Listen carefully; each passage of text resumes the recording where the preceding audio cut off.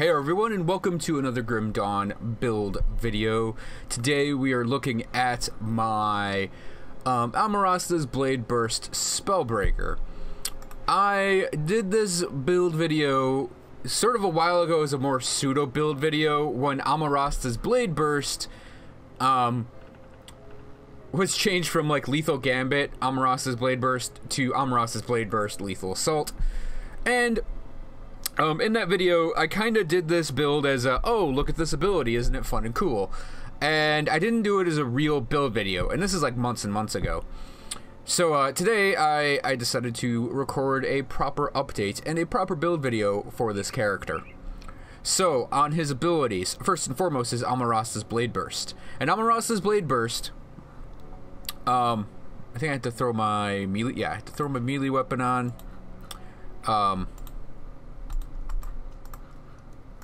Oh right, I don't have the default cutting enough to actually equip it. So you'll have to take my word for it. Amarasta's Blade Burst. Whenever you go to start attacking enemies, you get this like burst of blades.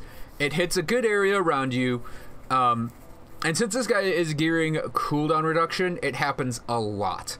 So when we actually get to showing off the ability, you'll see it pop a lot, and it actually deals quite a bit of damage. Now, whenever you have Amarasta's Blade Burst pop with Lethal Assault, you get this benefit for the duration it lists. And this benefit is great for building up your cold damage, dealing more acid damage, and building up your poison damage, building up your frostburn damage, and building up your offensive ability. You could potentially take this with a Witch Hunter, a poison acid witch hunter who's in melee, and base the character around this. You could probably pull that off with a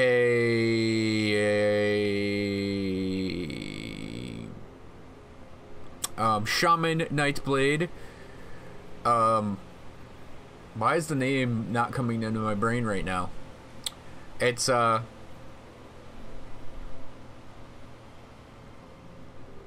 I made the Winter King build for it, the Trickster. I have a whole build for it and I forgot the name. Anyways, you could do it with a Trickster possibly as well. You can do it with a Spellbreaker, obviously, like I have it set up for cold damage.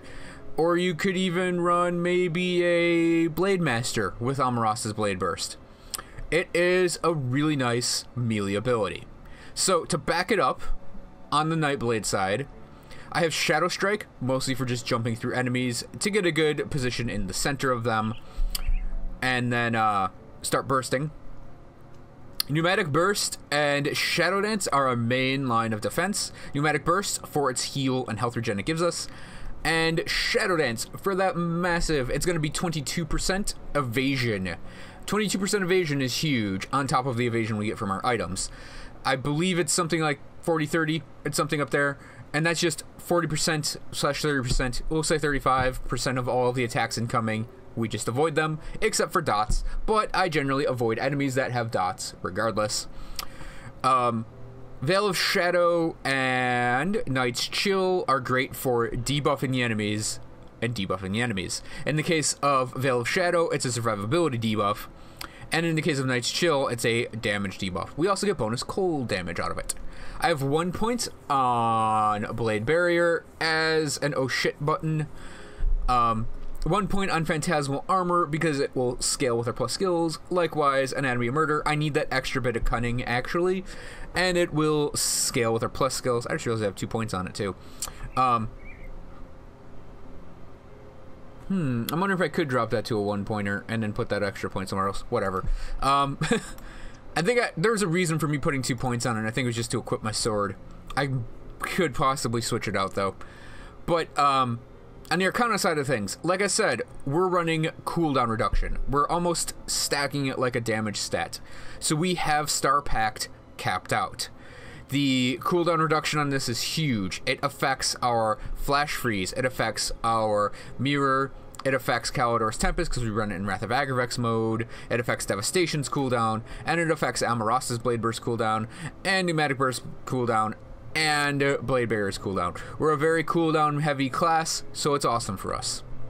I have Viscondra's Elemental Exchange maxed out, and just for fun, I threw Manifestation in here, because I actually do have pets from an item and pets from a devotion ability, and I was like, why not? I have the 3 spare points. I'll goof around with this character a little bit. But if you don't want to do that, you can just take those points out and put them elsewhere. 1 point in Overload and Elemental Balance as usual. I am running Mirror of Raktis on this character at 12 of 12. I want it as fast as possible and up as long as possible. We don't have a lot of health. We need to get our protection from our abilities and our items, and Mirror of Raktis is great for that. And having it on basically a 10-second cooldown is really cool. My Event Sphere is going to be 12 of 12 with our plus skills. Conversion gets a point. Calidor's Tempest gets a point. Wrath of Agravax is getting its point. We have this mostly to knock down like humans and stuff. Otherwise, it's mostly in that like Arcanist kit of screwing enemies over abilities. Sort of like Nullification and Electrous Flash Freeze are in there as well. Electrous Flash Freeze, we do actually get it to 12 out of 12 with just a 4-point investment. Absolute Zero is 1 point for the slow. Max out Inner Focus, obviously. Arcane Will gets a point. Nullification gets a point. And what the heck, Fabric of Reality gets a point because I had that spare point. And that'll affect our Devastation damage. So that is our abilities. So let us put gear on.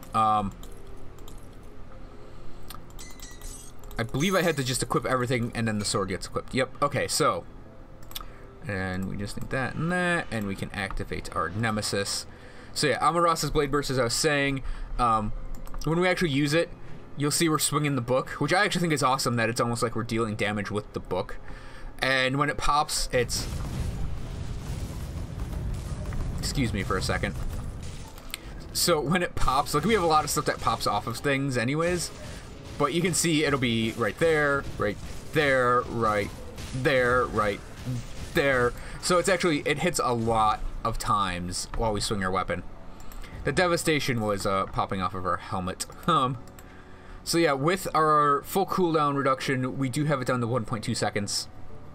Our full-on cooldown reduction is at a meaty 35%. I could possibly get it a little bit higher. I think maybe 40%, 44% possibly is where you could take it if you really, really geared on it. But I'm happy with taking all of our stuff down by over a third. It makes 6.5 seconds on Pneumatic Burst. 20 seconds is a long time on that. But yeah, like I said, we get an 11.7 second recharge on Mirror of Raktis, which is awesome. Because it's up for 3 seconds. That basically makes it like, 8.7 seconds. So every 9 seconds, a little less than that, we get our mirror back. Electra's Flash Freeze is at 3.9 seconds. It actually is quicker than its recharge. And like I said, Devastation is a little quicker as well. But yeah, these are our loadouts on the skills. We don't have that many plus skills, so we're only getting up to 17 out of 16. We're only up 1 on Amaras's Blade Burst, but that's fine. We have a lot of things going with this character, so I couldn't really pigeonhole him into picking just picking up Amaras's Blade Burst items. You could do that if you'd like. I personally didn't feel like he needed to do that, though. We're actually running a green sword. So, a Glacial Malkadur's Dreadblade of Alacrity. This was given to me as a gift. And I really wanted to use a green weapon on this character, specifically a sword, and we needed it for our devotion spec. It was either this or a really good Spectral Broadsword / Spectral Longsword. I just haven't had a really good one drop, and I don't think I'm ever going to get a really good one better than this one drop. The only way it's going to happen is if I get something that's like Incanters or Inquisitors of Frostbite. That might be better. It'd have to be something that would give me something like 200 cold on a one-hander. Otherwise, maybe something like a Tyrants of Frostbite or Glacial of the Flesh Hulk. I don't know. There are a lot of things I would consider over this, but this is almost perfect. It's especially great since the upgrade to the monster frequency. The Ring of Rimefire is pretty good It's a pretty good proc as well. So yeah, all around solid green weapon. And this is also the... I also ran this character... I need a drink of water, excuse me. This character, you may remember back to me doing a video titled something like Ultimate in Greens and Blues. This is a character I did it with. So this build can actually run a lot of gearing options. And like I mentioned before, I'm not pigeonholing on Amaras's Blade Burst, but if you want to do it, you're more than welcome to attempt that. It's entirely viable here. This character's survivability mostly comes from Pneumatic Burst. In addition, because like I said, oh, he's at 38. So yeah, about 40% on each. He has excellent evasion, and you have some pretty good defenses as well. Not the best. You don't even need that much HP with this. You'll avoid most of the incoming attacks. So you can really gear whatever you want on here, so long as it pretty much supports the evasion and supports, you know, your damage types. So I am 3-piecing Iskandra's set with the chest, amulet, and offhand. All 3 pieces work really well with this character. And I wanted the 3-set bonus, specifically the physical resistance. The pierce resistance, I think this is pretty much my one source of it. I don't have a lot of pierce res on this character. It's one of his few, like, big weaknesses. But he's just going to avoid most pierce attacks anyways, so it's fine. His pants are the Fate Weaver's leggings, a great defensive pants for any Arcanist on the go. Work great with a Spellbreaker as well. His shoulders are the Fate Weaver's mantle. Again, a great caster offhand based defensive shoulder pad. Great for Arcanists on the go, and really great for Spellbreakers. I use them. I've used these on a couple characters now. Necromancer's Death Grips. Why am I using these? For fun. I'm actually, like, this character is partially geared and set up to be based more around having fun than optimizing his gear set. Really, I would probably want to go for, I think they're called like Ice Scorn Talons, or maybe even Aether Reach. But I wanted to use these because they look good, and I kind of wanted to have the ghosts. And this is also why I went with Manifestation, because the cold damage on the ghosts basically gets doubled, I think it is. It's like 120. Yep, 120, and then they don't deal physical, but I mean, yeah, just give them a huge cold damage boost. Wraithwalkers are definitely what this character wants in a boot. They have cold and Aether damage, and frostburn damage, and defensive ability, and movement speed, and physical res, and vitality res, and it's +2 to Calidors and Electras. Wraithwalk is a really awesome ability as well. When it procs, he jumps up to, like, what is it? 60%? No. It'd be like 65-ish% rate when Wraithwalk procs, so he can actually get a ridiculous amount of avoidance. His helmet is the Outcast Secret. You saw it proc when I went to swing at the thingies, at the dummies. 100% chance on crit. We crit a lot, and we get a lot of free devastations out of it. It's also just a really solid caster helmet. My rings are a Lifegiver Signet, mostly for that lifesteal. I also like the proc on it, Life Drinker. We do have I think we have a little bit of vitality damage, like we're not geared towards it. Yeah, 77, tiny bit of vitality damage that will actually boost Life Drinker a bit. I think with this character, at one point I did attempt to get vitality damage in here as a damage type, but it didn't work, because he's mostly Cold Aether. Oh, speaking of Cold Aether, Band of Eternal Hunt, our go-to ring. I think a Cold Aether character, the way the game wants you to play it is to use Calidor's Tempest, but I'm obviously not using that. Still, though, Band of Eternal Haunt, the Eternal Haunt proc is amazing. It's also very, very,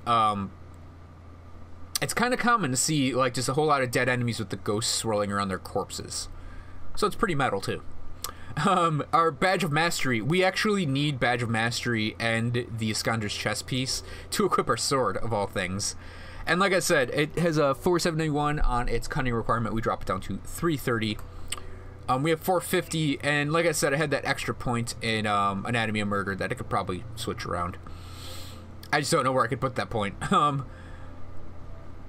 belt is a Tinker's Ingenuity. Again, it's a go-to belt to me. It's just really, really nice. Getting those 2 damages, the high resistances to the poison acid and the bleed damages, really, really solid. I also like the Tinker's Ingenuity proc. And then our amulet. I get a lot of questions about this amulet because people wonder, where do I get this purple manticore? Well, that's it. It's the Nemesis relic. The relic itself is actually pretty good for us. It gives us some pierce and cold damage, but also it gives us a lot of cutting and total speed. And I actually need the total speed. I've switched this amulet out, and I missed the total speed. Just having that ability to get like super fast attacks and for us to be able to run really quickly is very, very important to this character. +1 to all skills and Nightblade is just a solid benefit. And then the Nemesis, its damage is okay. Just okay though. So that is his gear. His attributes are, if I could redo him, I would do 2 on Physique, 1 on Cunning, 1 on Spirit. But he was originally an Albrecht's Aether Ray character, which means I split between Physique and Spirit. Put a little bit in Cunning at the end of his run because I switched him around. But yeah, I would recommend 2 1-to-1. Maybe even 2 to 1 for Physique and Spirit. But yeah, he's 1-to-1 Physique Spirit. Which is why his health is a little low. But it's fine. He works. That's what's important. So his devotion spec is a little on the weird side. We're mostly in the Eldritch Ascendant area. So, very, very heavy on the DPS. We do go with 1 defensive option, though. We put a point on the Crossroads for Chaos. Then you can come up and pick up the Viper and the Vulture. And the double V will get you into the Revenant. And the Revenant is great for getting a lot of lifesteal. And it's an all-around just solid constellation. I have the Raise the Dead thing learned because I don't know where else I could put the point, honestly. I mean, it's also self-supporting, so there's that. And then we go down to all the Eldritch stuff and the Ascendant stuff. I grabbed up we need 18 and 10 for the Blind Sage, and just getting the extra 3 in the Leviathan is not difficult at all. So,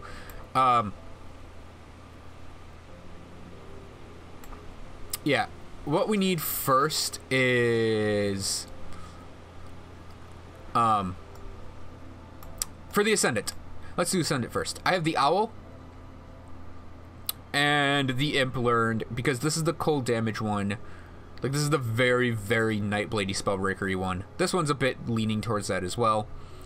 And that gives us 10 into Ascendant, which will allow us to pick up the Blades of Nadon. Blades of Nadon. The first point, really, really benefits us, as does the attack speed node and that attack speed node. Pierce damage I could care less about. It does help us. It does help our Nemesis spawn. And the additional armor piercing is, you know, not bad as well. But we picked that up mostly for the attack speed, the evasion, and for the 3 Ascendant. And that'll let you get the 13 Ascendant on the Leviathan. 18 Eldritch, just in the Eldritch area. You pick up the Spider, the Raven, Scholar's Torch, or Scholar's Light, and the Hawk. And that'll get you your 18 on Ascendant. Let you pick up the Blind Sage, and you'll obviously hit the requirement for Leviathan. Blind Sage, I made sure to pick up the cold damage node, and I just got this today for this guy, so yeah, it's really fun to have those little spirits in there.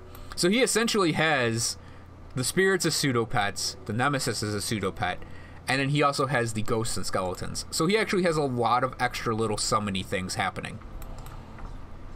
And I'm working presently on building up his... Ooh, I think I need to reset real quick. Working on building up his Cronley Nemesis. Cronley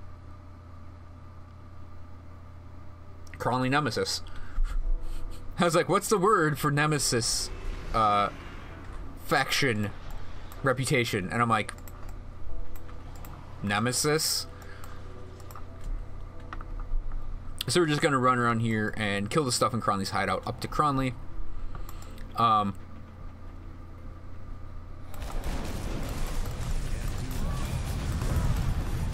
So yeah, he'll be able to just chop his way through everything, and like he has his little pack there.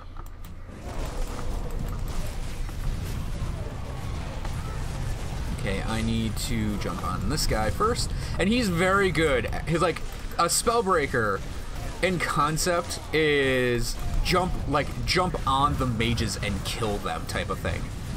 So he's really great at picking out a target and just jumping on them. Now moneybags can actually deal some damage to us, so yeah, we took a little damage there, but we're good. So you can jump on the skirmishers, take out the skirmishers, and then go to work on everything else. And then turn around, and you can actually you'll actually be moving pretty fast as well. So, thanks to your shadow striking, so you can actually move through enemy hordes very, very quickly. And you're, like, we only have, you know, 5,700 health. So, technically, that's a risk in Ultimate. We don't care. Like, the only thing that's really gonna kill us are dots.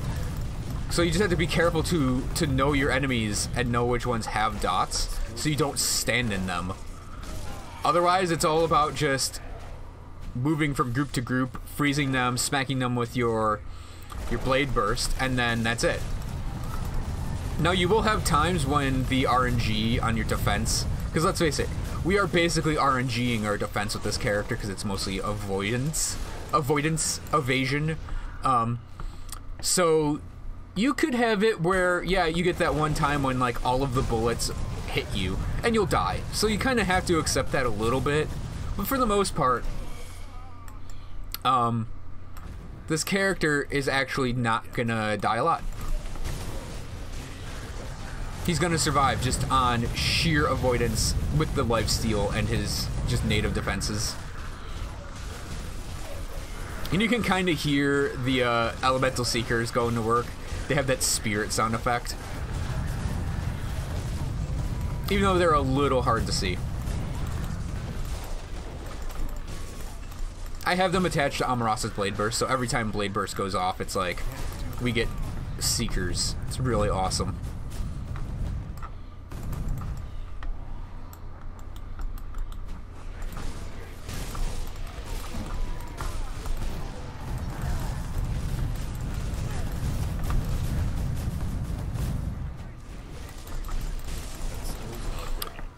This is probably one of my most favorite builds to play, and I almost want to recommend it for people that want a fun build to play. It does require like a bit of the game knowledge to know how to do certain things with it,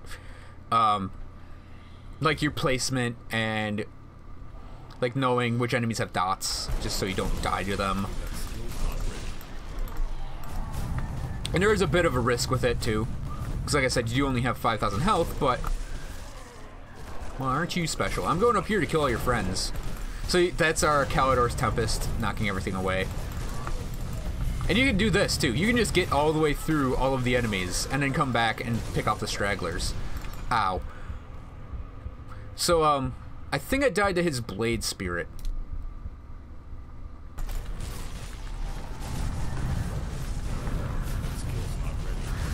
Yeah, I'm just making sure to, not stand in his... Yeah. I don't know if it was the Blade Spirit or not. It could have just been, like I said before, we got RNG'd, like a bad RNG, and just everything decided to hit us at once. But, we are going to kill these two crystals. God damn it, Cronley, I want to kill your crystals. Of course, we're an Arcanist, we can completely wreck Cronley's face here.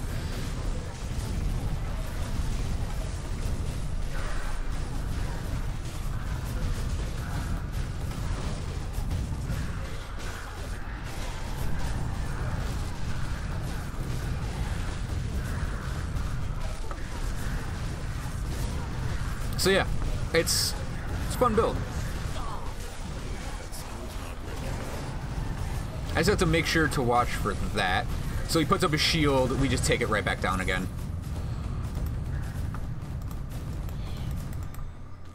Pick up all the juicy stuff, including a brain matter. Okay, that is going to cover this Spellbreaker build. Thanks for watching, everyone. I hope you enjoyed this video, and I will see you guys next time.